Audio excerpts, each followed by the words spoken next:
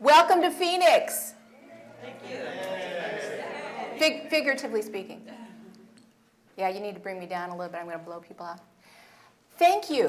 Thank you for joining us today. My name is Teresa Brice, with the T. If you can't roll your R's, Teresa's fine. I'm the executive director of LISC Phoenix. And before we do anything else, because I'm always terrible about this, I need to thank my staff. I'm here on behalf of our staff.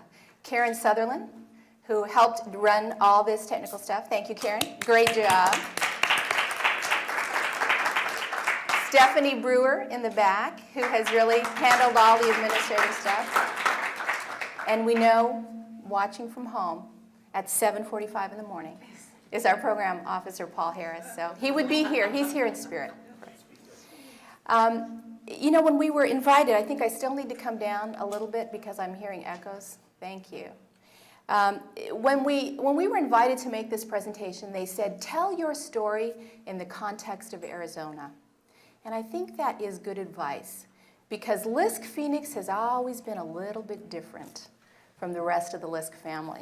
So what we want to do today is to start by telling the big picture of Arizona, and I'm going to do that. And I'm going to spend a little bit of time telling you the programs, the initiatives that LISC has in Phoenix, and then we're going to start telling our stories. And we're going to hear first, after I'm finished, from Yazzie-Devine from NativeAmerican Connections, and she's going to tell the story about a people who have been displaced and who need to have a place to help bring them together. Eva Olivas from Phoenix Revitalization Corporation is going to bring us down to the neighborhood level, and she's going to tell us about Central City South, a very well-defined geographic area, but that needs work to connect the people. And then finally, we're going to hear the view from the front porch, and Ms. Doris Connor is going to give us that view from her front porch. But we're going to start with a video, an overview of Arizona. But before I start the video, I want you to watch for 3 issues in this video. The first one is growth. Growth has defined Arizona. It defined our economy in terms of our housing. It's defined our built environment, the way our cities were created and the way our houses were built. And ultimately, growth has defined our lifestyles and ourselves. The next issue to watch for is the economy. What's happening in Arizona? A lot of people often talk about Michigan as being sort of ground zero for the economic collapse. But I'm here to tell you that Arizona is suffering equally in terms of the effects of our overbuilding and what's happened to our economy and how we've lost jobs as a result of our housing market. And the third issue to listen for is a discussion about our light rail. Now, those of you that have grown up with public transportation, rail, you might think, that's your third issue, the train? But for us, it's an exciting new quality of life issue. Having the light rail open up in Phoenix has really helped to create a new civic space. It's helped to define a sense of place. And we're going to talk a little bit further about that as we go through our presentation.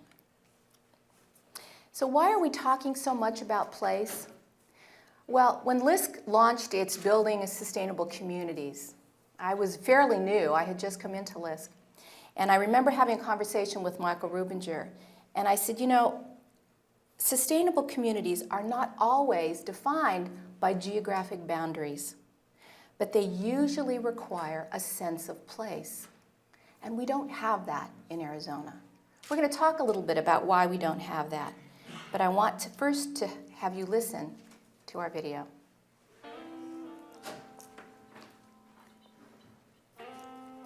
We had a machine, we consumed an acre an hour, and it was easy. It's widely known to be one of the fastest growing cities.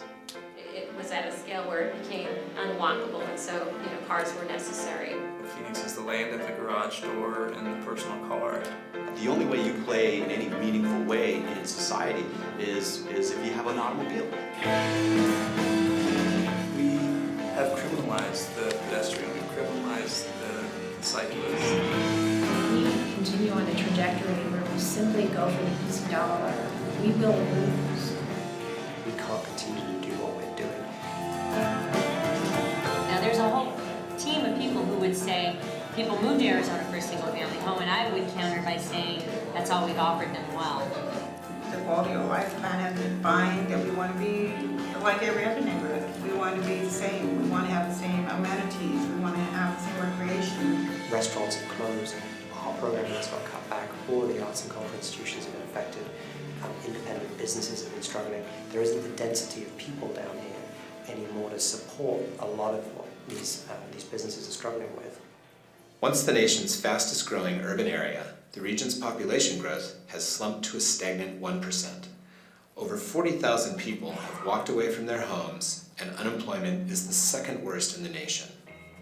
Trends are clearly changing, and local leadership is taking another look at assumptions made in past decades that currently define our quality of life today. Greater Phoenix's model of rapid outward growth toward cheap land on the fringe of the city has resulted in a number of unforeseen consequences, like disinvestment in the core, high transportation costs, unwalkable streets, isolation, and a lack of a sense of place. A major strategy on how to address these challenges involves utilizing the region's new light rail system, along with the TOD model, or transit-oriented development, which suggests that instead of building a city for automobiles, urban centers should be built on the human scale. The Valley needs to focus on balancing its mismatch between the location of housing and access to jobs and opportunity by giving residents more options, like light rail and safe, walkable neighborhoods. Equally as important is creating more conversation in the planning process, allowing residents and business owners to make better informed decisions in the development of their communities. What you saw happen, particularly in the boom, was just this huge leap from 1- and 2-story wood frame construction to projects that were being proposed that were usually in the neighborhood of 15 to 20 stories. $500,000 or $750,000 or $2 million for. Well, that is completely unrealistic for any middle-class person. So I would think that anybody that's across the country that's philanthropic in any way would see the opportunity for more affordable housing in our central core. An oversupply of master-planned suburban housing in leapfrog developments has left vacant and blighted properties all over the valley, which are now being seen as potential for infill developments to revitalize neighborhoods with homes, parks, shopping, and local schools closer to transit and other amenities that might sustain a more desirable quality of life. Now, the new urban form code is based on how people actually live here. I've lived here more than 30 years now, and I finally think that I'm going to stay. We've got a good start with implementation of light rail here. Unfortunately, we haven't had an opportunity to really build upon that quite yet. We're going to be pushing, we're going to be at the meetings. We want the light rail downtown. The light rail needs to keep expanding. It should never stop.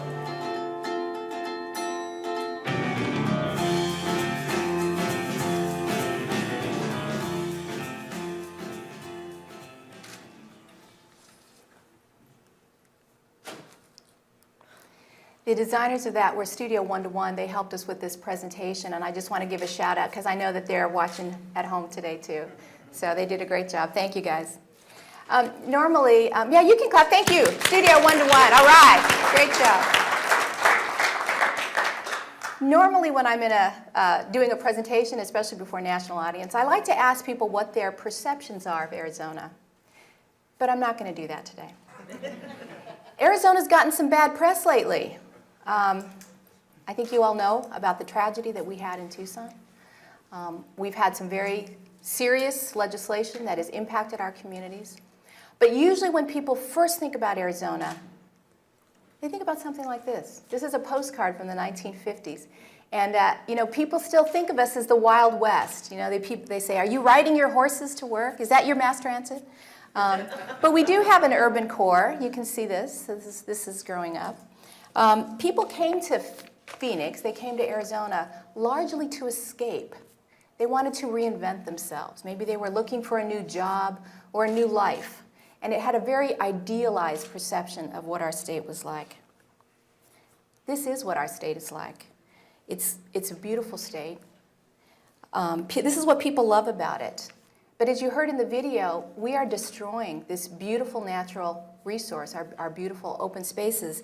You heard them mention that we were taking up an acre an hour of our desert because of our development. We have the opportunity to learn from mistakes, but I wanted to share a quote with you from a book that I'm reading. You like the whole iPad thing? I'm reading a book called The Green Metropolis, and it was really interesting. In 1932, a Harvard planner said about the notion of the future city, it will be spread out, it will be regional, it will be the natural product of the automobile. The good road, electricity, the telephone, and the radio, combined with the growing desire to live a more natural, biological life under pleasanter and more natural conditions. Well, this definition is of sprawl. And very often we talk about growth, but what we really mean is sprawl. Arizona is a young state. We are going to be celebrating our 100th anniversary coming up next year. And this is what we looked like in the 1950s. Phoenix grew up with the automobile. We were designed for the automobile. And that has a lot of implications. People say that Phoenix is such a new city that we're still meeting one another. We have to overcome this natural disinclination to not meet new people. People are coming from all over different states to Arizona.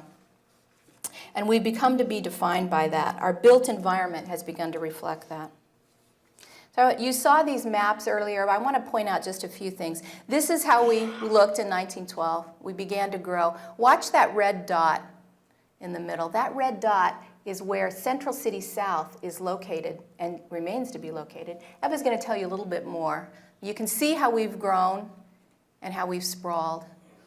Look how big that is. Compare that to where you're from, and imagine trying to bring people like that into something called a neighborhood, something that has a sense of place. It's almost impossible.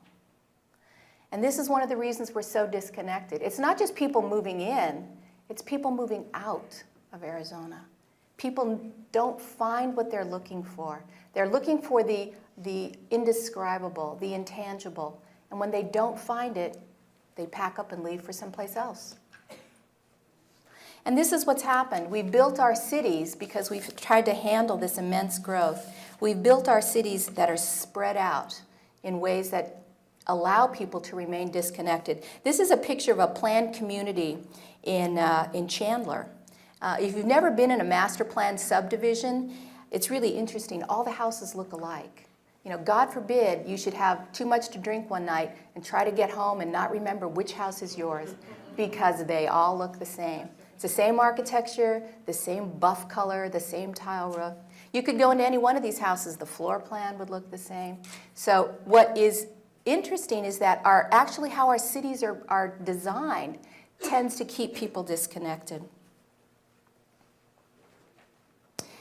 What we know about this is that the built environment influences our behavior. And as John Talton has said, influences our behavior and our souls. When you have houses that are built for cars and not people, you don't have front porches anymore, you have garages, that has an effect on people. People end up not knowing their neighborhoods, their neighbors, and the families that live in them. So I'll tell you a little bit about LISC and what we've been doing. For those of you that want to follow along, in your seats, we left some of our materials. Take a look at, this is your cheat sheet for our description of what we do in LISC. We have 3 strategic initiatives. And the first one, the one that we actually started with when we came to Phoenix in 1992, was production. And that's, as you've heard in all the different presentations, that's what LISC was known for, was affordable housing production. And as you've heard our growth, as we kept growing so fast, we were leaving affordable housing further and further behind. So when LISC came in 92, we were all about housing. But what was interesting was we had housing nonprofits, but we didn't have any place-based CDCs. We didn't have any nonprofits that were embedded in neighborhoods and identified with those neighborhoods. Phoenix Revitalization was one of those exceptions. But interestingly enough, even PRC started out as a housing developer. And Eva's going to talk a little bit about how PRC made that transition to a more robust and more comprehensive nonprofit that's embedded in the neighborhood. Of course, that emphasis on housing had its downside, and you saw that in the video as well. 1 in every 53 homes in Arizona is in foreclosure, and that has a huge impact. We've lost jobs, we've lost our economy, and that compares to what is happening nationwide. Arizona, depending on the latest numbers, we're the second or the third highest rate of foreclosures in the country. So it has had an impact as we began to lose our housing markets, began to go down, our jobs went down, financial services went down. We have whole sectors where the unemployment rates are much, much higher. I think in the construction sector, we lost 20% of the jobs just in a couple of years. So one of my favorite columnists said, there are few states that are in as deep a mess as Arizona. In fact, in the recent census data that was released, it said that Arizona has the second highest poverty rate in the country, second only to Mississippi. We were on the top of the world in 2006, and now we've fallen farther than I think any of us ever imagined we would. So with the launch of Building Sustainable Communities, LISC Phoenix adopted what we call our placemaking strategy. And we began to focus on places that were sustainable, places that had an identity. And we also began to realize that it's not always places that have an identity. And Yazzie-Devine is going to be talking to us about a people that have an identity. You recognize anybody in that photo? Didi's going to tell you about the significance of this photo, but she's also going to tell you about a people that are in our valley and they don't have a geographic boundary, but they do have something in common, and how Native American Connections has helped to build on that. She's also going to talk about transportation or transit as a theme for Native American Connections and how transit has helped to bring her community together. And then we are focused as the traditional Building Sustainable Communities model on a particular neighborhood. We've actually identified 2 neighborhoods. Today we're going to highlight one of them, which is Central City South. PRC is our lead agency. Eva Olivas is the executive director, and she's going to talk to us about how PRC has evolved. PRC was launched just about the same time as LISC. And now instead of focusing on housing, they're focusing on connecting the people in her neighborhood and restoring a sense of pride to a neighborhood that's had a strong sense of place but needs revitalization. And then finally, the third aspect of what we do at LISC Phoenix is policy. Our policy work has become really the place where we feel we can make a huge impact in a much larger region. It's a way for us to translate what we're doing on the ground in neighborhoods and take it into this region that has grown so dramatically in an effort to try to stem the tide and begin to affect the changes that are needed to help us avoid the continued meltdown that we see as a result of our overbuilding. Transportation is the policy issue that has emerged as the most critical. We have formed a Sustainable Communities Working Group to address the issues, the opportunities that have been provided as a result of light rail. The light rail gives us the opportunity to create new places, new spaces. It allows us to provide ridership to support the light rail, and it allows us to have opportunity for people that have been underserved and disconnected from jobs. One of the statistics that we know is that in Arizona, many families actually pay more for transportation than they do for housing. And that's because you saw the map as we grew further and further away from our city center and our job centers, people had to pay more and more to get to those jobs. We feel that the light rail holds an answer, holds a solution to that. This is a picture of Central City South, and you can see all the walls. One of the things we hear from people that come to us from the Midwest is, boy, you have a lot of fences, you have a lot of walls. And certainly in a low-income community that's having to deal with gangs and violence and crime, walls make a lot of sense. But I think someone once said that walls don't make good neighbors. And that's one of the issues when you have a low-income community. You need to bridge that gap. You need to find a way to connect people, even though we have our walls in place.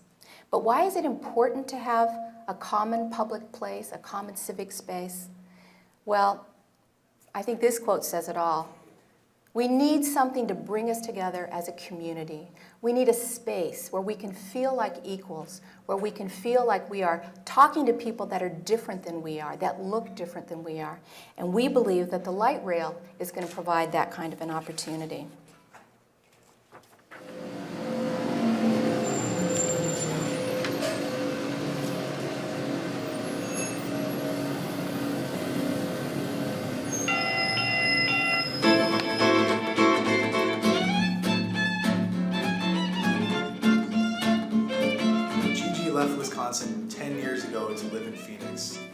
is on his way to church with his 2 daughters.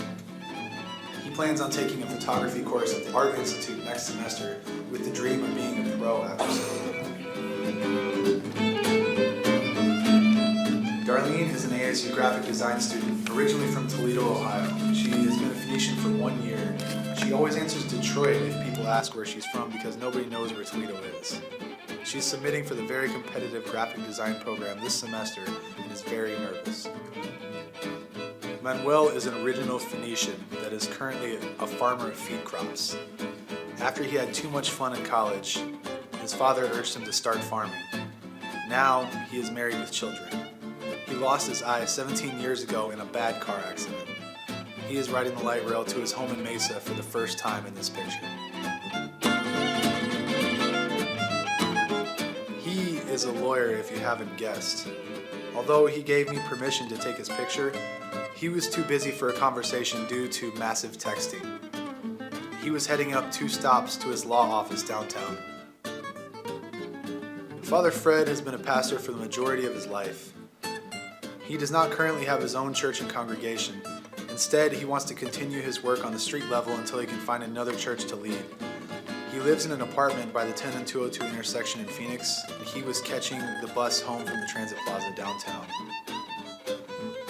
Jordan is 9 months old, and his grandmother is taking him on his first light rail ride.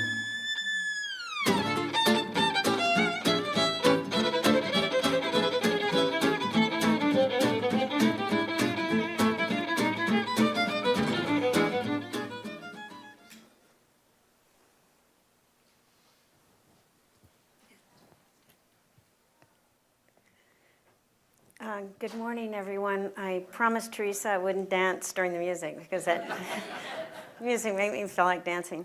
My name is Yazzie-Devine, and if you were in the earlier session, they talked about the chief old person. I'm just going to say I'm the executive old person there because you might understand why we don't use the word chief at Native American Connections. As Teresa said, Native American Connections has really been fortunate, I think on both sides, to have played an early role with LISC in its development in the Phoenix area.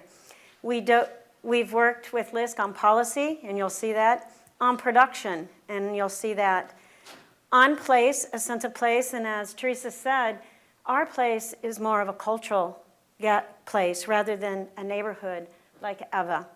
But it's all about, those 3 Ps are really all about the people. And for us as a nonprofit developer, pre-development. So for us, I'm going to talk about the 5 Ps.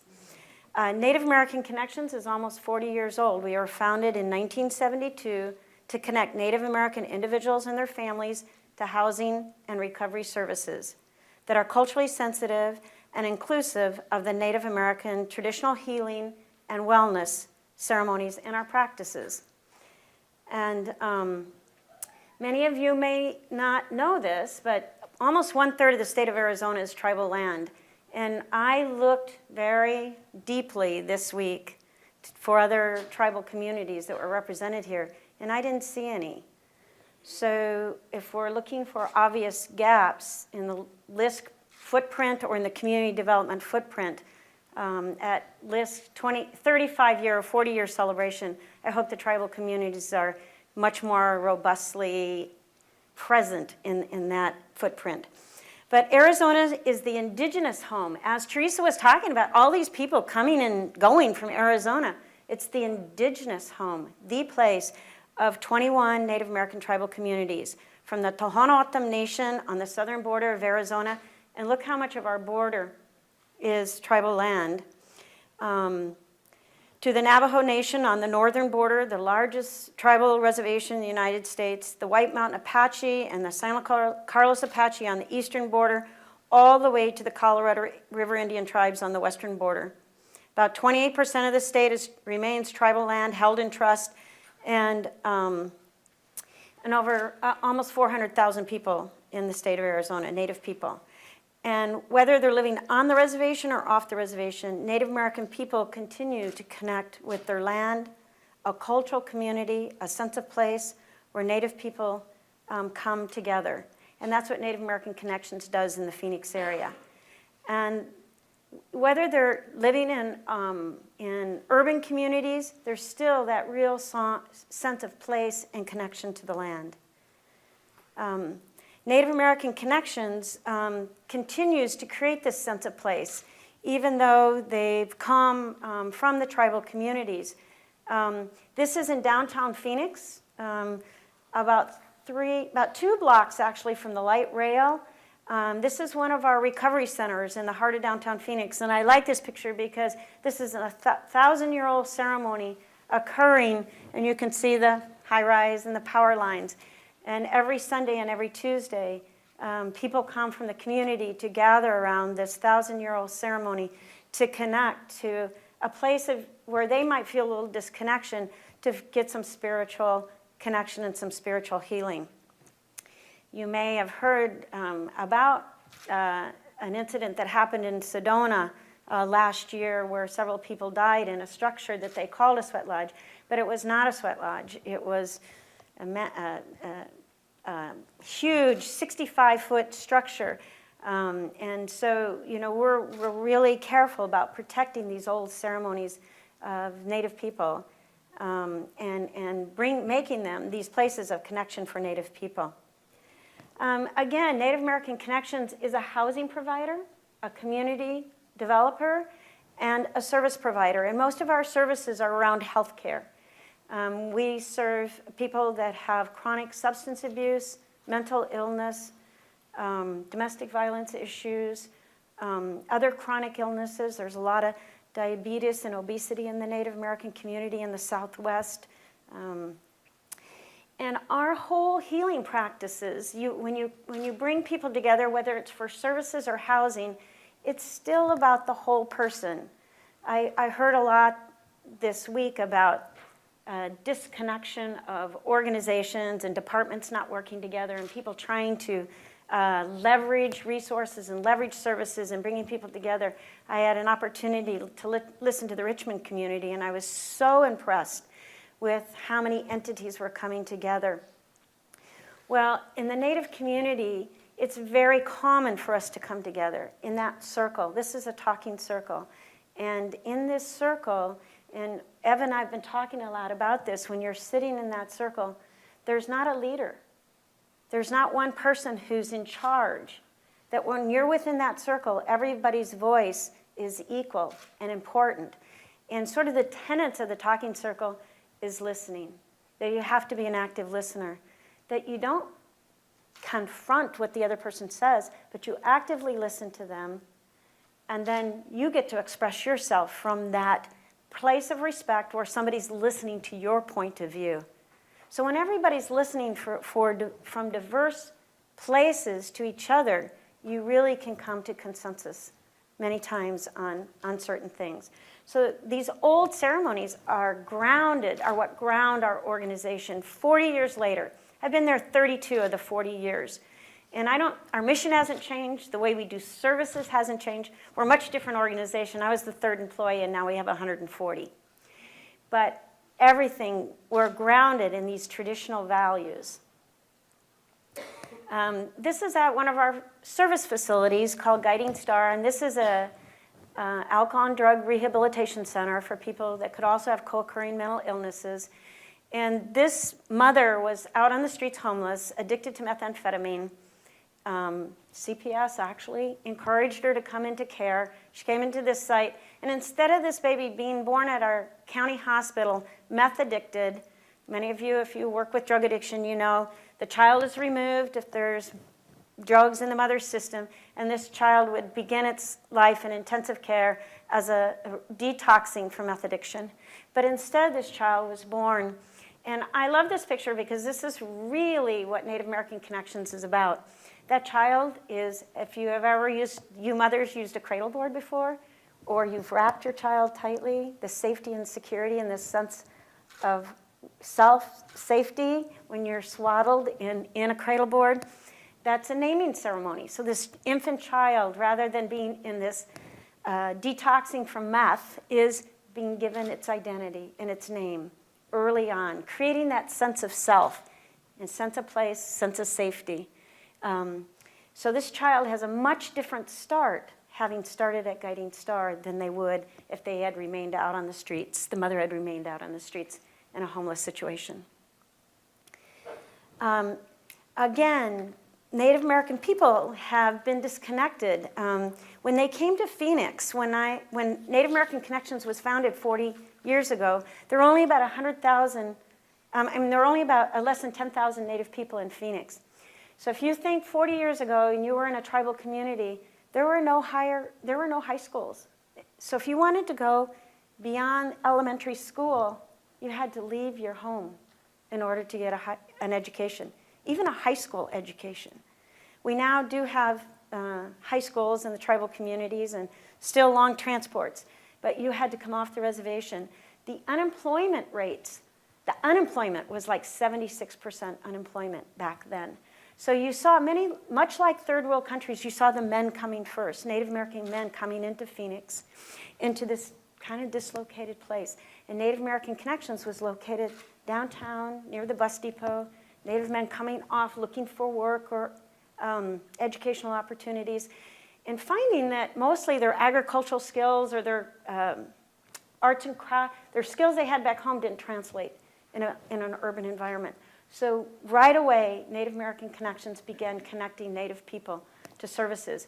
And for whatever reason, I like to say I was this great visionary, but for whatever reason, we started acquiring our properties, which was unusual. About 6 months after I started working there, we acquired our first property. And we bought in the downtown area when nobody wanted to buy down there. So talk about, having the right strategy of buying cheap. We bought downtown and we bought along transportation corridors. Because early on, we were about connecting people to housing and services, and we knew they had to get to their jobs. And so, all these strategies that Teresa's talking about, were ingrained in what we were already doing just because they were the right thing to do for our people. So we began buying properties and locating along the transit corridors. And now all these blue dots, these are 18 locations, and you can see that they're all, if they're not on the light rail, they're on major transportation corridors that go right to the light rail. So we have about 500 people. I like to talk about our organization as a deep touch. We have a food bank. Most of you have a food bank, and sometimes we're seeing people going into the food banks for the first time now. Families, because of the economic situation we're in, they're going to the food bank for the first time, and they're getting a food box, and maybe that's all they need. Or for 6 months, they get a food box. When I call that kind of a light touch, it's an important touch. They need to eat that day or that month. But for us, we're bringing people homeless in off the streets into care in a stair step from homeless shelters to recovery centers to transitional supportive housing into permanent housing locations. This is actually a HUD SHIP project, and LISC was provided the pre-development funds. For us nonprofits, a lot of times, if we can get the land, if we can get site control, well, I have to say for Native American Connections, every time we've gotten site control, that project's come to fruition, except for one time. And the title was so clouded we couldn't get the property. But this is called Sunrise Circle, and a lot of times you see, I heard Richmond say they're doing a 400-unit multifamily housing facility. We've just taken a different strategy. Almost all of our facilities are small. They're in Central Court. This is 35 units here. 70 units would be a big multifamily product for us, because we're building that sense of community right inside that apartment community. Everybody looks to the central corridor. In many of our properties, we have a sweat lodge right in the middle of that property. Community center. They talked about computer center, connecting people to technology now and ability to get jobs. And everybody knows the only way to get a job now is to apply online. So this sense of community, even in the architecture and design that we have in our housing communities. This is our only single-family housing project, and we laugh because it's 10 units on an acre, which for Phoenix is kind of dense, single detached townhomes, and it's almost all Navajos who purchased there. We have the Native people population has the lowest home ownership rate. It's in the low 30s.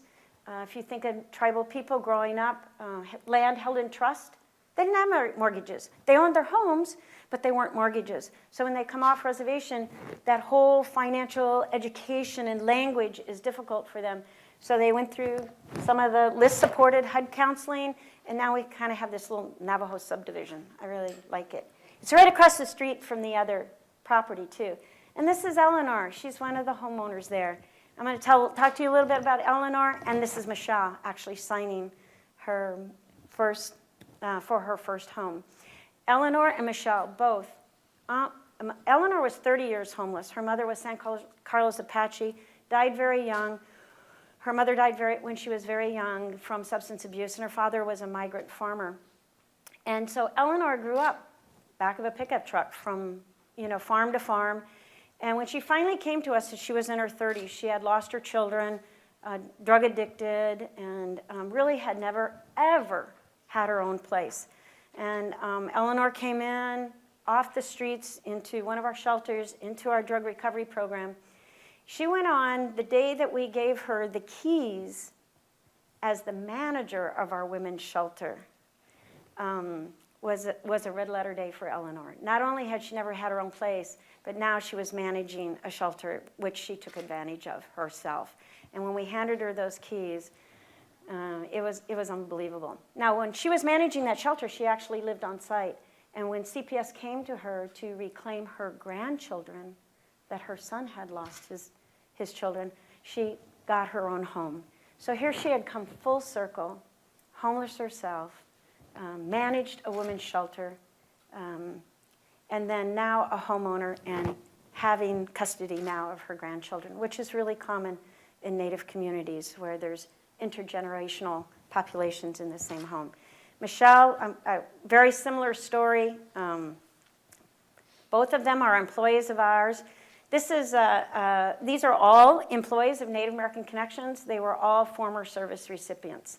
And these are people that were in prison, had drug addictions, homeless for years, and I would say probably all of them except for one are in decision-making, not just entry-level positions. They came in entry-level positions, but now are in decision-making positions in our organization. And it stays right about 30% of our employees were actually service recipients. And many of our other employees, their families were recipients of our services. And beautiful, beautiful people. And you talk about who portray the mission of your organization.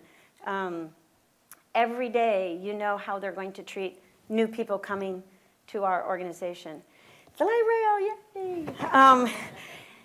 This is the Native American Community Service Center, and they're actually, Native American Connections was the community developer for this site. It's an 85,000 square foot office building. LISC is one of the investors with us through State Farm, and Andy Gordon here from Arizona Multibank, also an investor in the building. I borrow from anyone, so I don't discriminate against lenders. Yes, very equal opportunity. This is new market tax credits through the city of Phoenix that went to First National Bank of Arizona that when they went away, Mutual of Omaha.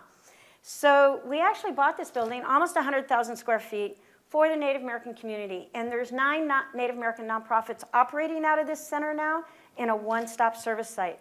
We have a school, we have an alternative high school for Native youth, been kicked out of school. We have a federally qualified healthcare center.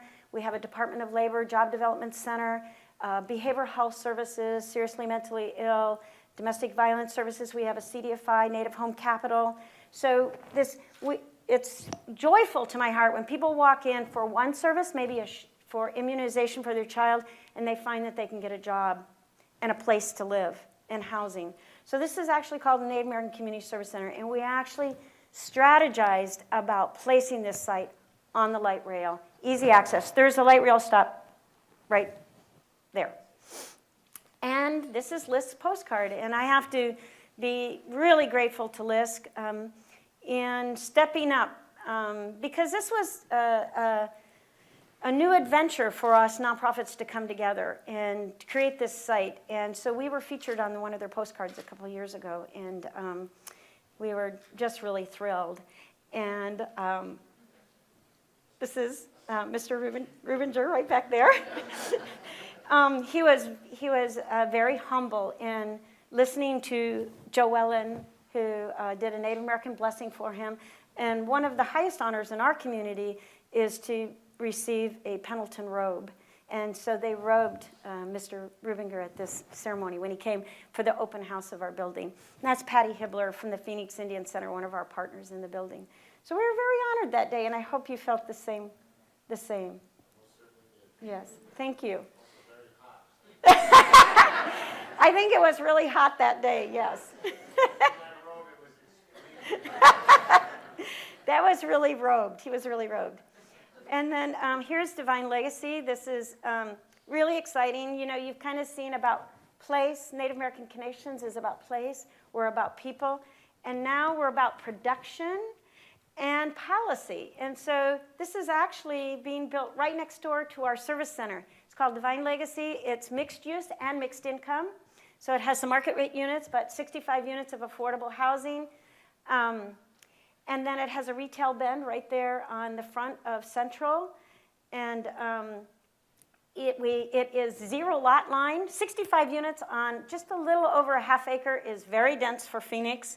It's on the transit line. People are going to get a light rail pass with their first lease up to really encourage use of that. And then we're hoping to partner with the downtown businesses that run 24/7 and need service people, 24/7, because it's a 10-minute ride to downtown Phoenix on the light rail for transportation to their jobs from this site. So we're really excited. We have an art project in there. We have 2 Native American artists that, it has this beautiful courtyard right in the middle, and they want to create a Friday night cultural center there for Native music and the arts, so we're really excited. And this is Deborah. Deborah was very similar to Michelle and to Eleanor, also a service recipient.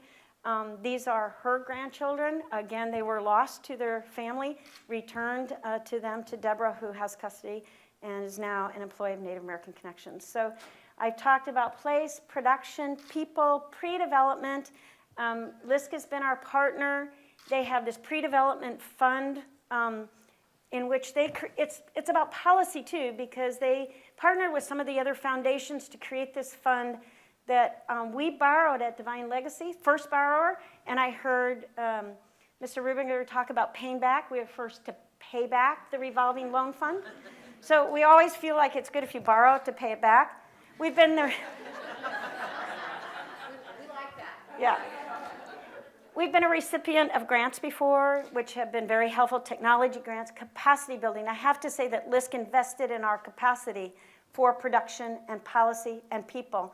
And that was, several years ago. And, I hope Teresa feels that it really paid off. Because now we're one of the, we're actually have 3 $15 million projects in some form of construction and development right now. And that's pretty unusual in the Phoenix area. And for it to be,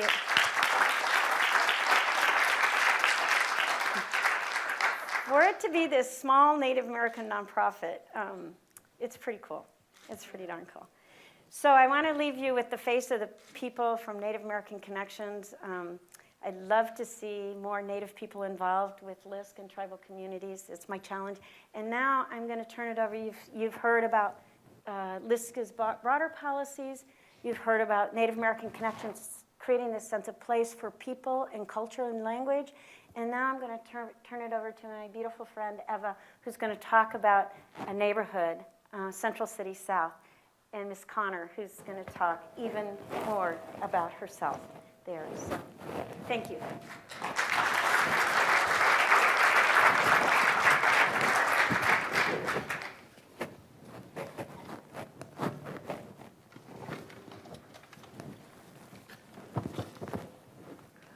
Good morning. There used to be a very large Mexican American, Black, and Chinese presence in downtown Phoenix.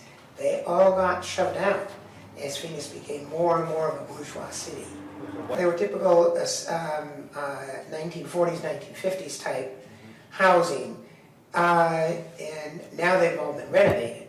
That's all been, redeveloped down there. If you go east from the Harmon Park area, there are a number of projects like that. But Phoenix, the old Phoenix power structure, didn't want any of them downtown. Phoenix is not that much younger than San Francisco, 20 years younger than San Francisco. But there is always this sensation that we have no history. We're always yesterday, you see. Everybody came yesterday, you see. So, and the culture to a great extent reflects that. There's very little historical depth here. The airport is taken out. The boundaries that were around where the airport is today. And there was one remaining, and they're in the process of bulldozing that out of existence. Well, back in the 50s, Buckeye Road was something else. Back in them days, them buildings was filled up. It was bars and cafes and different things there, stores. It was primarily for those that were not in the money, so to speak. Those that could work, they built the Matthew Henson so they'd have somewhere to live that was relatively cheap. The majority of your minorities kind of migrated that way. You take your hats off to people who are trying to help the homeless, but it's not always the best thing to do. You need a hand up instead of a hand down. I grew up here. My father, who took up a trade after high school, became an iron worker, and I grew up literally around other minorities. So it's a walk in the park for me. Yeah. It's extremely normal for me. For, I would say, 95% of the minorities that are here get along just fine because we've counted on each other for years and years and years. Today, my check was short. Can you help me with this? And then I'll get you back. That's fathers talking to fathers, which is a lot of things we're missing in the community. I think worldwide we're missing that. We're losing a lot of the dads, whether that be by I fell into drug abuse, or I went to prison, which is a large number, or if it was I just couldn't get along with your mom and I took a walk, or whatever that was. That era prior to that, that was not happening very often at all. If a man did nothing else, he took care of his family. You know what, I'm gonna tell you, it really, not so much it is drugs, no role models. You're actually asking a woman to be a mom and a dad. We have those that have gone and went to prison, but they come back. There's always something outside those doors that you can do that's illegal. It is available, and it takes but a walk, because everyone knows where everyone is. You know, they come here to be safe. You can be in the ghetto and not of the ghetto. Somebody has to set the standards. You can raise the bar. You have people here that have survived for years and years on end with little to nothing. You know, that's not a dumb person. That's an actual resourceful, intelligent person. They want to be given the tools to help themselves.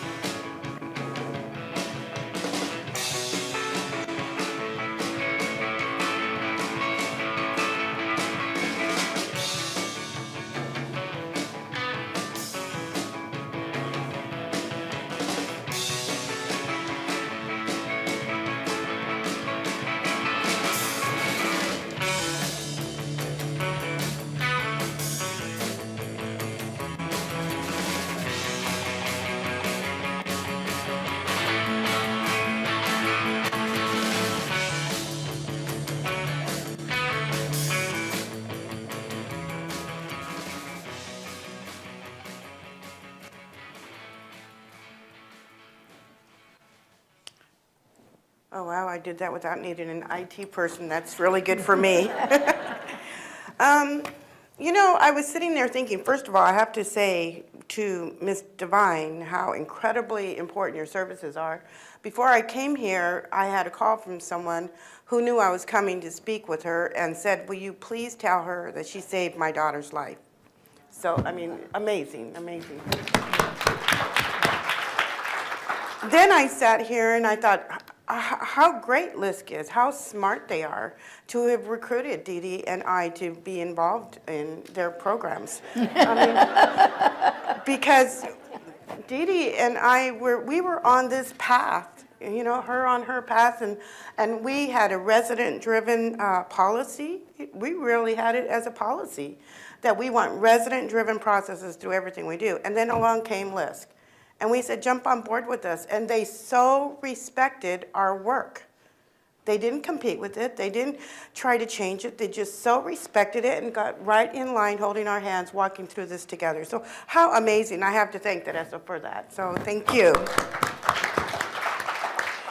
So let me tell you a little bit about who we are. We are very grassroots. We're at people's front doors.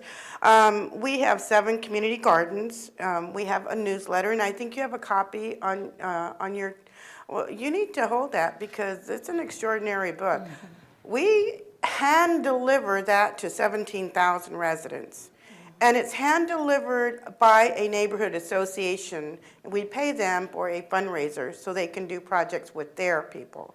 So we're very proud that we not only can get information to doorsteps, but that we actually support the community while we're doing that. We had somebody ask us about that, why don't you put it electronically? And I said, I'd be glad, can you buy every household in our community a computer? We don't have access to computers here, so. And then we do our Neighborhoods Growing initiative, which we do the traditional neighborhood cleanups. We have a community action team. When we start looking a little bit at our neighborhoods, you know, we were very segregated, not only by income and colors, but by educational levels. So our community was very fragmented, and just getting them to speak to each other was a challenge. And then we do community events. Our Communities for All Ages initiative is our leadership program, which really was the foundation for our work with the Quality of Life Plan. It came at a perfect time. And when we talk about the economy and how bad it is right now, and it was our saving grace. That, I don't mean to not say it's not important, but we were at a point where investors were just swallowing up land in our neighborhood. When you look at where we are in close proximity to downtown, we were just in such jeopardy at that point. And then when the economy hit, it just stopped, dead in their tracks. And it was at a time when we were finishing up our Communities for All Ages initiative, had a pool of leaders ready and willing to do something, and in walked LISC. I can't tell you, the timing was perfect. So our Communities for All Ages promotes a multi-generational and intergenerational, multicultural intergenerational approach to everything that we do. We also are the Affordable Housing Disposition Monitoring Agents for the FDIC for 129 properties statewide. And then we were very excited that our Neighbors United initiative was launched in 2008. And we're very young. As I went through the other sessions, I realized how young we are in this process. We were looking at programs that have been going on for years and years, and I was talking to our program contact at LISC, Karen. I said, Karen, look how much they've done. I feel like I'm at the starting gates. It was really a surprise to me. But then I thought, wow, look at all the things I have the potential to do. I was very excited. So, and I think that as to talk to you about, we were that little dot, you know, the little dot that Phoenix started from, and that's because of the railroad tracks. The transportation line is 2 blocks away from the northern end of our community. So all of the workforce that came live in the communities where we are at. We're just south of downtown Phoenix, just south of the business district. So our neighbors are the Arizona Diamondbacks, the Phoenix Suns, and the Phoenix Mercury. So you can see on the northern side of our district is the railroad tracks, and on the southern side we're bounded by the I-17 freeway. The thing I have to tell you is that we are 4 blocks from the governor and we are 4 blocks from the mayor. And our history is a history of poverty. We have an unemployment rate of 19%, which I understand with the latest census is even worse. We have very high crime, although in the past 5 years, our crime has reduced by 26% based on the work that has happened from our residents. However, at a reduction of 26%, it is still higher than any place else in the city. 66% of the public housing in the city of Phoenix is in this 2 square miles. We have 2 that are owned by the city and 1 that is owned by the county. This is a picture of the Marco Ceniza community, and this public housing was built specifically for the Mexican farm workers. And today, it actually is one of the strongest neighborhood associations that we have. They have a very strong junior block watch, a block watch, and neighborhood association. So we're really proud of the work that they do, and they are models for the other neighborhood. 21% of the people in our community own their homes. Probably, in reality, they will not own a home because of their income levels unless we do something to change that. And one thing I have to say publicly is I want a financial center in Central City South. I'm sorry. I'm trying to shame anybody to death for not giving it to me. But if I don't change the wealth of their families, of the home, I can't do anything else. We have to start from there. Yes, Michael. All right. So, that all be said, it looks really gloom, but I have to say I'm 4th generation Phoenician. I love the community I work in. The reason I work here is because of the people. They're my neighbors. I was raised 5 blocks away from here. I love the city. I love the people, so I'm there with them. And every time I go to a meeting, I'm just so blessed to have the spirit of people. They're resilient. They've survived many, many things. If we think they don't have the skills, in our leadership program, we tell them, here's the word and here's the action. You thought you didn't know it, but you do it all the time. People assume they don't know. They know many things. So what we did was, with the quality of life plan, we were actually able to get everybody together to have a discussion and to talk about the types of things that they would like to see in the community, the changes they'd want. You know, we had a charrette done by ASU that did, like everybody else, sat on the shelf after so many years. And we were trying very hard to figure out how can we have this really, really live. So we will continue having table talks for every quarter until forever. And that's a long time, I think. So, you know, one of the challenges that we had was having them really understand that they had the ability to get things. We had to teach them how to really dream big. Literally, I was telling Teresa that we put clear tablecloths on our tables, and we had these big signs that said, dream big, because they have always been told exactly what the limit is of what you can have. So for them to dream, we said, don't ask for the ice cream, ask for the ice cream parlor, and don't ask for the ice cream parlor, ask to own it. So we really were pushing and pushing and pushing. So we have been very, very blessed. I can tell you that our quality of life plan, we were pretty shocked when all the work was put together. The strategies they came up with, and I believe you have a copy of our book of the Quality of Life Plan for Central City South in your packet. But of all of the strategies that they came up with, recreation, housing, transportation, economic development, individual development services, and health, the one thing that the residents said was most important was golden threads. They said it's that relationship we have with each other that will continue to carry us through time and will carry the work forward of the quality of life plan. And then we said, okay, once we do our work, we wanted to create these little time capsules. And we said, once we do our work, what will it look like to you in 3 years? What will the work look like to you in 5 years? And so we took their thoughts and we treasure boxed them, and we have them, and we will be opening one up in 2 years and then the other in 5. But it was real important to us that they understood that they are driving the work, that this is a partnership with people like LISC in order to make change happen. We've been there for a long time. We're the little donut hole that for a lot of reasons didn't get. But we said, okay, now we're going to take. So I want to thank you so much, and thank you, Teresa. One more picture. I forgot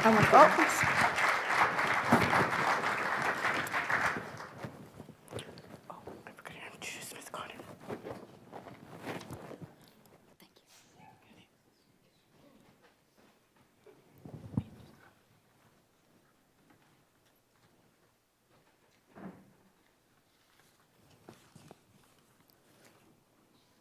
Is it still morning?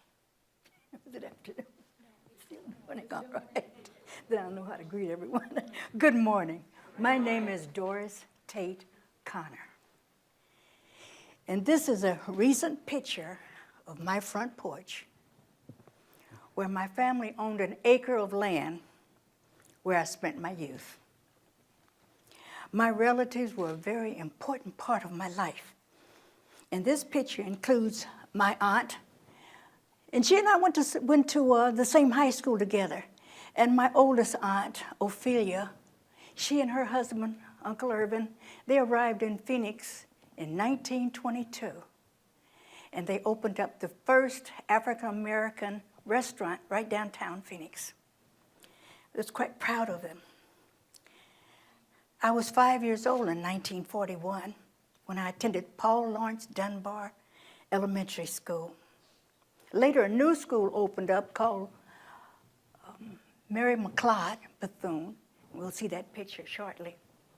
And I finished my elementary school in that school there. And then I moved on. After graduation in 1950, I went to Dr. George Washington Carver High School. There I was a cheerleader, pom-pom girl. I was on the drill team. And I danced in the Mask of the Yellow Moon.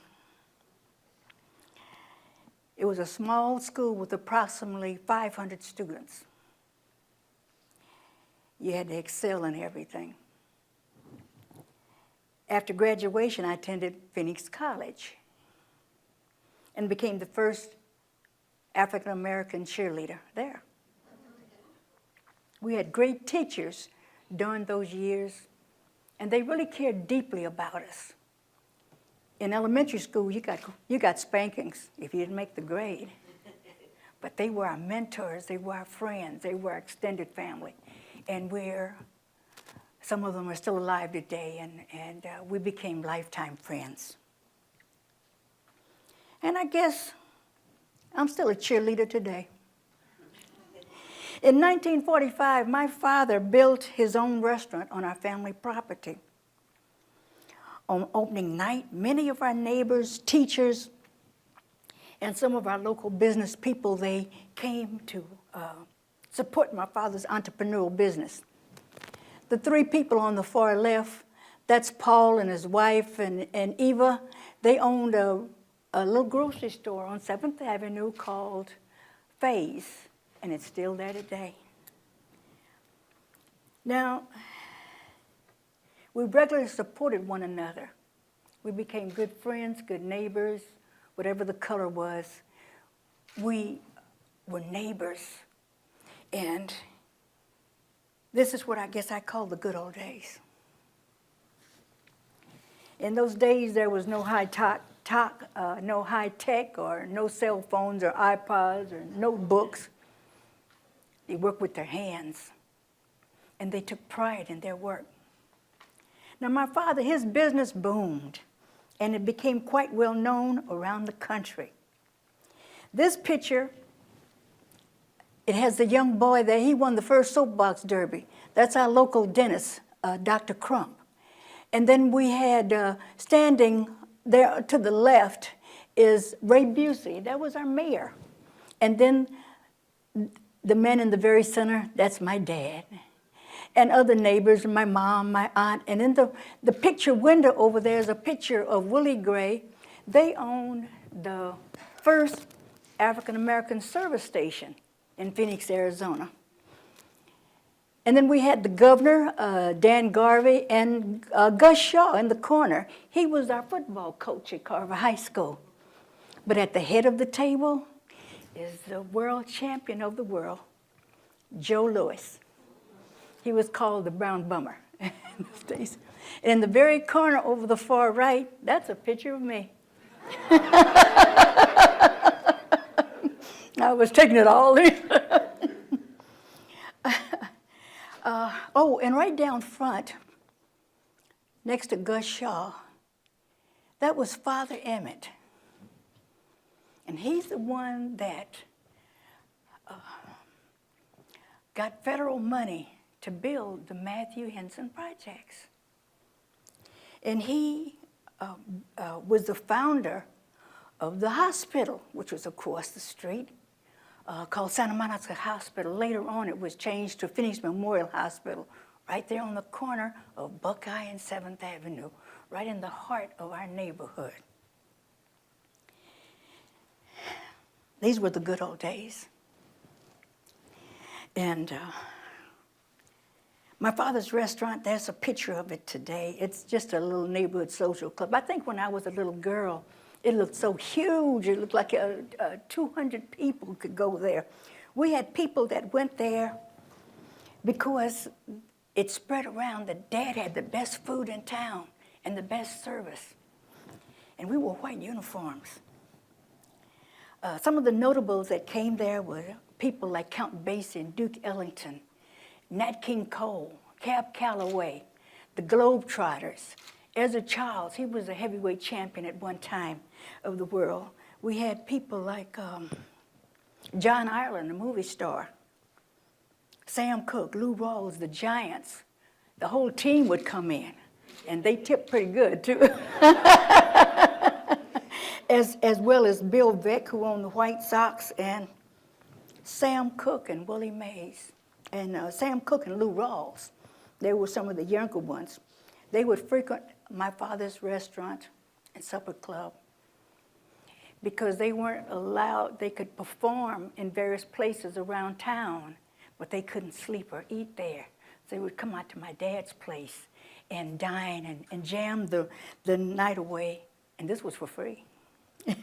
So those were the good old days. Later, well, there's pictures of my high school Carver as it looked many years ago, and me as graduating, as a matter of fact. Then we have pictures of, that's my father on the far left, and me with the wind blowing in my hair, and my other family members. Dad not only had his own restaurant, but he would do catering, and we did catering. That's a picture, we're on Barry Goldwater's ranch. He would give his employees a party once a year. So this is part of my history. These were the good old days, where families and neighbors, teachers and schoolmates of various races were friends. Then there was Buckeye Road. This was a very, very dangerous neighborhood with the surrounding streets. It was always shootings and knifings every weekend. There were gambling houses, prostitution, a string of liquor stores. And Daddy told us, he said, you cannot go drive down that street or walk or take your bike. You can cross it, but do not drive down Buckeye. Today, well, about 20 years ago, the city cleaned up that area and tore down most of those businesses. And today it's still a very blighted, dismal-looking place. And it's broken my heart just to drive down that street and see there's been no improvement, no financial assistance has ever been put in that neighborhood. Well, I only lived a few blocks away from Buckeye, but I had many friends that went to Matthew Henson projects, and the business people and the neighbors, it was, like I said, it was a small town. We all knew each other. And I cared about it, and it was very painful to continue to look at this. Well, what I would do, I would drive down, go out in Scottsdale, and go to the Borgata. This is an elite shopping center. And I would look at all those shops and would dream about seeing my neighborhood look this way. Well, since no money was ever put into our neighborhood, it was just the opposite for the other neighborhoods. They blossomed, you saw the expansion, you saw the growth, but not there. And this is what I longed to see, with some improvements in my own neighborhood. I went to kindergarten, and the next, at the grammar school, and then I went to Carver, and then I went to my high school, and then to Phoenix College. And so I've made a complete circle, and now I'm back in this neighborhood. We're talking about 50, 60 years later, and it's still the same.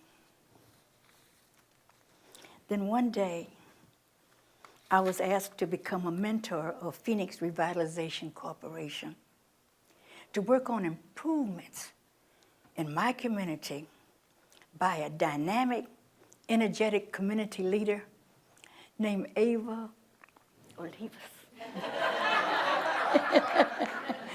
Now, I jumped at that opportunity. We had table talks and met with groups of people. Now, our meetings were not about race or color or age. As you can see, it's a variety of people on this particular picture. This is my back right there. I found out that we all had the same common goal. We wanted to see improvements in our neighborhood, in that area. We wanted to see it as beautiful and vibrant and self-sustaining as any place else that you could go. It should happen right there. Well, because of the Quality of Life program, we had our first chance to work on improving our neighborhood. We had the first opportunity to speak up, to say, this is what I want to see in my neighborhood. This is how I want it to be. I want shops and grocery stores and fitness centers and shoe stores and hat shops and health centers and all the wonderful things that you see in these other places.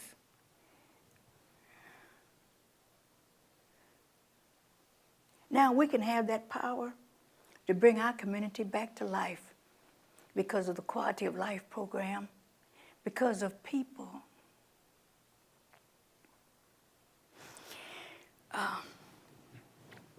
Like Miss Teresa and LISC, it's given me a reason to hope and to see my dreams come true. That no matter who you are, where you are, or how old you are, you can enjoy the beautiful things of life and be like a family again, having good neighbors, knowing one another. Today, nobody knows each other. They've got fences and gates and walls around one another, and you don't see your neighbor. I see somebody walking down the street with a cell phone, and I saw somebody walking next to them, and they got a cell phone too. And we want our neighborhood to be vibrant, self-sustaining. We want to leave an inheritance to our children and to their children and their children's children.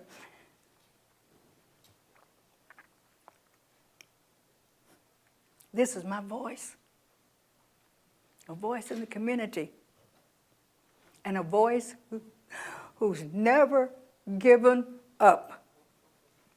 Thank you.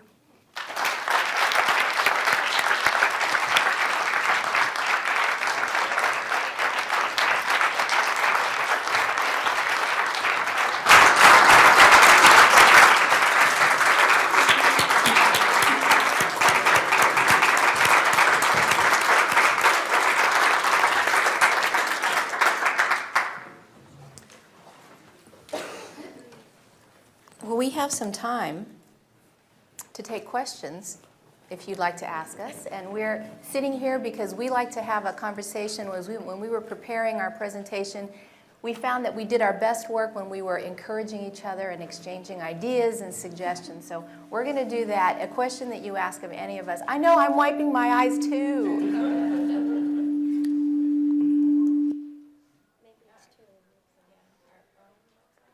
No, mine is still on. So anyway, do we have any questions? I'm Robin Brown from the Newark program. Thank you all so much. Oh, do I need to be on the mic? Okay. Thanks. Hi, I'm Robin Brown from the Newark LISC program. Thank you all so much for your wonderful experiences. I just saw in the back of your quality of life plans that as a part of your implementation, there's something, some kind of leadership training for the residents to help with implementation. Can you speak a little about that? Thank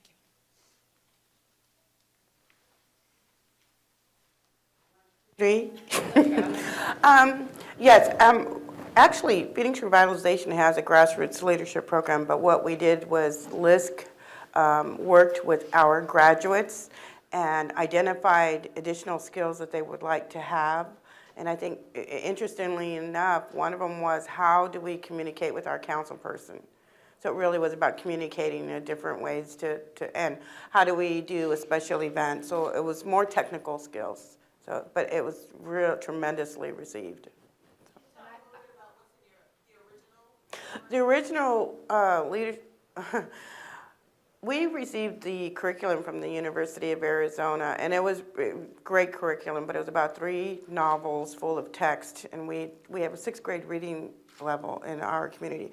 So we actually have about 151 PowerPoint presentation that goes over goal setting, decision making, some of the traditional things, but it's a 2-day program. One talks specifically about self-esteem and the other about self-efficacy.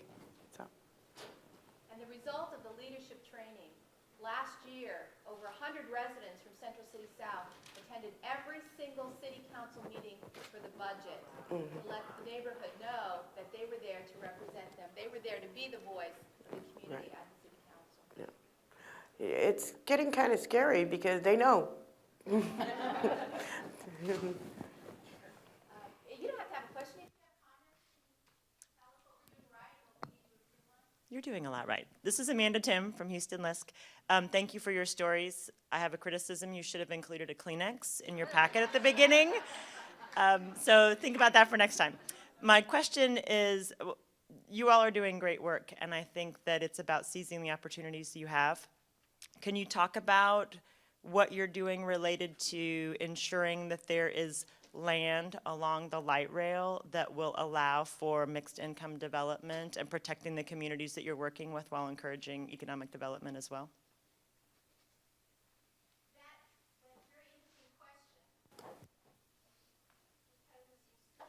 Phoenix has a lot of land, and we have a lot of empty houses. And there's not a lot of lenders that are interested in having us buy more land. But we have decided that we do need to ensure that working families have the opportunity to live very close to the rail. And you saw Dee Dee's project was one where they were able to take the opportunity and begin to build. Well, we've decided that we need to make that opportunity available throughout the 20 miles of the light rail and hopefully down an extension down South Central, which would run along Eva's neighborhood. To that end, LISC has convened a group of policymakers and stakeholders, and our goal is to help create over 1,000 units of workforce housing over the next 5 years. I'm very pleased to say that LISC stepped forward as the initial seed funder and has made a $10 million loan commitment to help us incentivize transit-oriented development along the light rail. Just last week, LISC was able to, with the help of Michael Rubinger, was able to help convince Raza Development Fund to match that commitment. So we are $20 million into our commitment to raise a $50 million transit-oriented development fund.